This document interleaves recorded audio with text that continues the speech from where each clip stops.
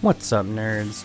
My name is Brian, and today we're looking at a new puzzle that I've actually had sitting around for a while. We were in the process of moving, I didn't get a chance to open it, so I'm really excited to get into this. This is a 4x4 mirror or bump cube made by Lee Mod. I got this particular puzzle from thecubicle.com. And I got the black plastic version because that's what I generally prefer. It also comes in white and blue. But let's go ahead and get into this thing, see what it looks like.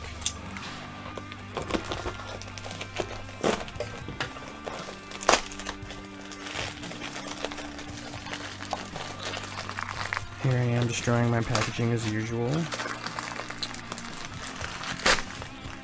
Alright.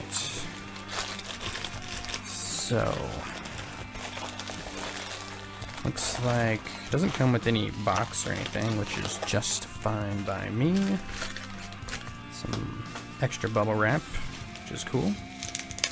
So I'm actually not too familiar with these new Lee Mod cubes, or on the Cubicle they're just posted as Lee. But I've noticed a lot of different puzzles are coming out.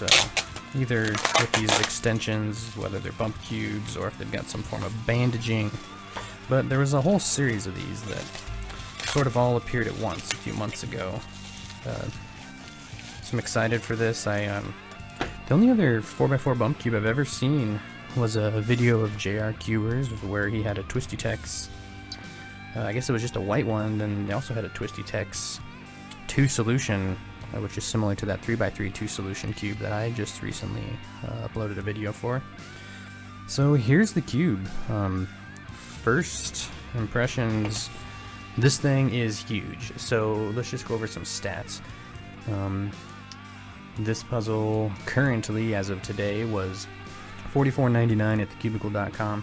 It has dimensions of 82 millimeters, which if you compare it to normal 4x4, here's my MGC 4x4, you can see how much bigger this is. The MGC is a 60 millimeter cube, this one is 82, so that is significantly different. Weight wise, let's find out.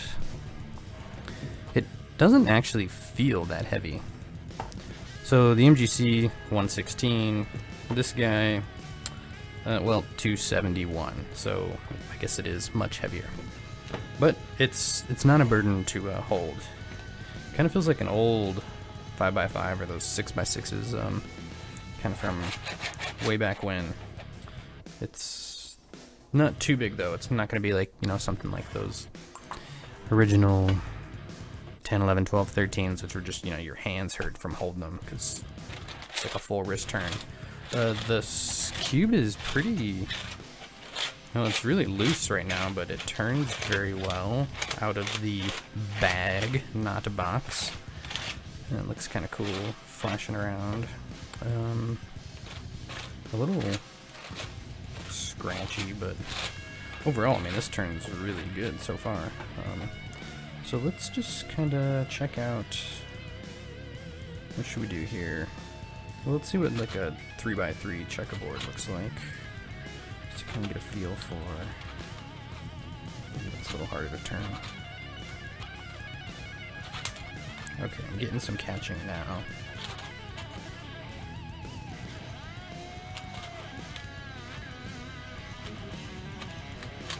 So this pattern should give us a pretty good feel for the different extensions, how this thing's going to bump out. Yeah, this is going to be rough to solve, I'm pretty sure. Okay, let's go back. I'm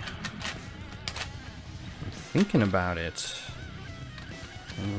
What did I just do? In retrospect, I'm not sure. Yep, I just messed that up. Okay, well, we're going to go ahead and scramble the thing. I think that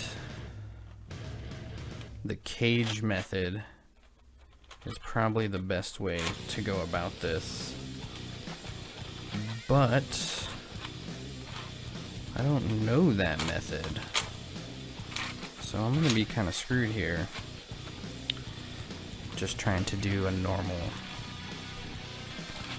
Yeah, so the cage method is where you're going to solve the edges first, and then you can put your centers in. The reason why I think that would be helpful is because if you recall on a 4x4, you can mix your centers up. So in this case, I'll go ahead and do the scramble now. If you don't do the edges first, you're not going to know where the centers go, and since you don't have a color scheme that's clearly defined like a typical cube, that's going to be a challenge. So anyway, I'm going to go ahead and do the scramble.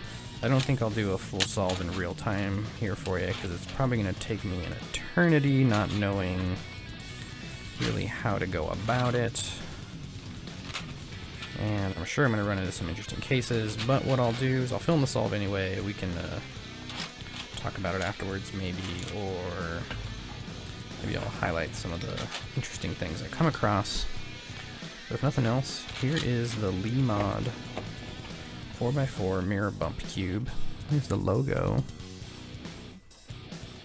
Not sure which way it goes. Maybe like this. Right, here's a scrambled state.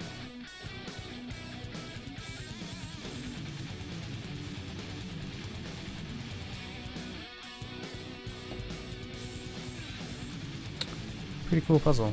Let's go ahead and give this all a try. One eternity later. Alright nerds, I decided to attempt the solve using a 4x4 reduction method. As you already know, each of the pieces is identified solely by the shape or height of the 3D extensions. There are two layers on this puzzle that are quite similar to one another, which prove to be difficult to distinguish between throughout the entire solve. I don't think this is a design flaw, but just something that causes an extra layer of difficulty. My first step was to randomly collect and store all 2x1 bars that compose the centers, and then combined those 2x1 bars to create the 6 2x2 centers stored in arbitrary positions. Determining the true location of the centers in the solve state turned out to be quite a headache without a known color scheme. I was definitely confused during this first step that's normally pretty simple in a standard 4x4 solve. During the solve, I noticed that the cube was very loose, which led to some catching and the occasional lockup. The loose tensions definitely affected layer alignment, but that is always a concern on higher order shape mods. I do think that 2-look last layer algorithms could be challenging on this puzzle, since the lockups make relying on muscle memory much harder to execute. On to step 2. I used a basic edge pairing technique of slicing and slicing back to build all 12 edge pairs. This step was even more challenging than the centers. Just identifying the pieces was quite a struggle. Each time I thought I spotted a pair, I would slice, bring the piece into the middle layer, causing it to rotate 90 degrees, only to find out that the pieces don't in fact fit together. This step was challenging and took a lot of guesswork. As I've done a few more solves on the puzzle, it's gotten a bit easier though. Now, all 12 edges are created. This is when the real fun begins. Reduction is complete. All that's left to do is a standard 3x3 solve, right? Not so fast now. Remember those centers? Yeah, they're in the wrong place. I couldn't come up with a sophisticated way to identify their locations, so I ultimately just picked a center, solved the cross, and started using CFOP. Eventually, I would arrive at an unsolvable state where there was no corner or F2L pair that would align with the adjacent centers. That's because my centers were in the wrong location. Now I use some sort of combination of CFOP and block building. When I would find the impossible state, I would move the centers around with commutators until I could build a 3x3 block. Here on the opposite side of the cube, I continued solving the cross and the remaining F2L pairs. Again, I would use commutators to move the centers and position them such that the F2L slots could be completely solved. This step took a lot of guesswork and was a brute force method of solving that was essentially just a guess and check strategy.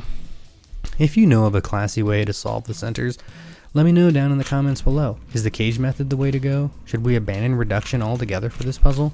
Finally, F2L is complete and things are getting a bit easier. This is starting to look and behave a lot more like a standard 4x4. Here is me noticing that only 3 of the 4 edges are oriented in my last layer cross. You can use the Lucas parity algorithm, just like normal, to solve this common OLL case. All the typical OLL and PLL parity cases are possible, and not much harder to identify than on a normal cube. I haven't run into any cases that are unique to this modification yet. I don't believe any special algorithms are needed to complete the solve. I solved the last layer using the beginner method, a 4-look last layer, but it's not to say you couldn't go with 2-look. At this point, I just need to permute my edges, permute the corners, and then use the 4-move R', D', R, D to orient all the corners.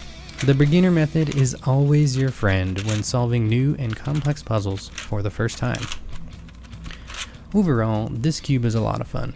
Owning it will force me to learn the cage method, which I'm sure will come in handy since I prefer to spend a lot of my time solving unique non-WCA puzzles.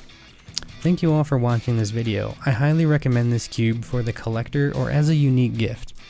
The price is a bit steep and that'll be a barrier for many people.